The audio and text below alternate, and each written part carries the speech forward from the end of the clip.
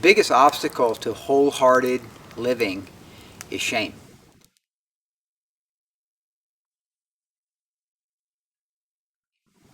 Everybody has shame, and shame is the fear of disconnection. Shame is that part of our heart that we don't want anybody to know about. Usually it's something that's happened in our past. It's something that maybe we've done or it's been done to us, and that shame breaks the power of wholehearted living because we hide it and we run from it and we flee from it in our lives. And we as men really struggle because being vulnerable about shame, being vulnerable about these areas is not acceptable in our culture.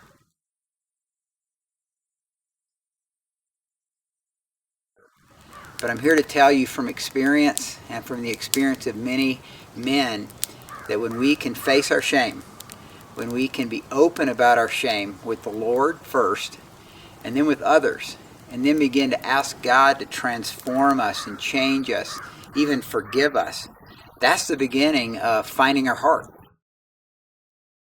And finding our heart is the key to becoming a man. Because a man who's fully alive is a man whose heart is fully alive. It's so difficult to be all in anything, but especially in our spirituality and our walk with God, if we've got these dark places that we're running from. And so shame needs to be faced. When we face that shame and we give that shame to the Lord, God begins to transform us. God begins to heal us. And having men in our life that we trust, that have our back, that'll walk through our shame with us because they have their own shame. So it's kind of a mutual shame group of men that are truly going after being wholehearted disciples of Jesus.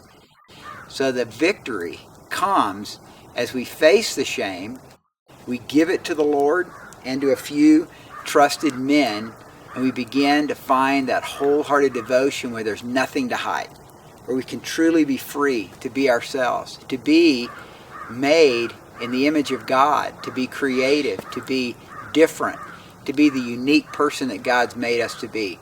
That's the life of a worshiper and a warrior.